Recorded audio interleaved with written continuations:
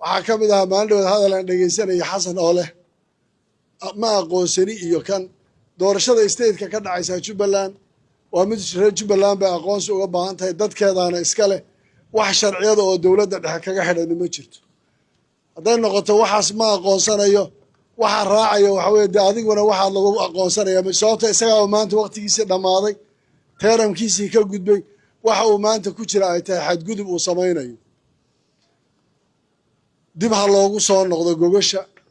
talada dhulka ha la dhigo kor baan u haynayaa Soomaaliya meeshay gaarsi waynu ognahay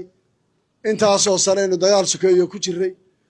war dhiigley ma aha dowladnimada Soomaaliya hadduu qofku u arko inay xaafadda uu jooga ay u noqonayso dowladnimada Soomaaliya oo xukunku uu yahay xaafadda uu joogo oo xukunku uu mid yahay sax ma noqonayso xasan waqtigii uu dhamaaday NF talada dhulka dhig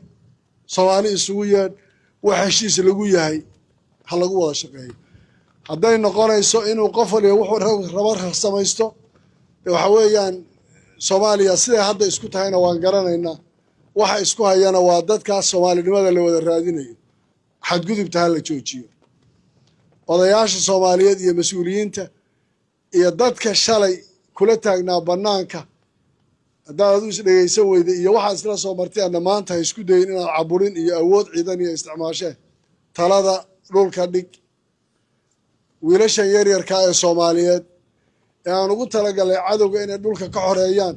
ma aha inaan iyaga isu adeegsano iyaga dhibaato dhexdooda aan ka abuureen talada la soo celiyo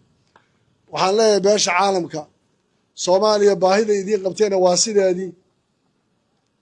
haddii cid lagu fiirsanayana dee intaasoo kharash iyo juhd iyo meydaan soo geliseen cid kastoo Soomaaliya dan kale oo dowlad kastoo dan kalena dariiqa saxda ah u soo marto laakiin anaa idhi iyo sidanaan idhi iyo sidanaan samaynayaa iyo maslaxada dowlad hebla saasa ku jirtaa Soomaalida ma anfacayso waxaan idin rajaynayaa guul waxaan idin rajaynayaa gobonnimo howlgalkaasaan gelaynaa waa tii la inoo egmaday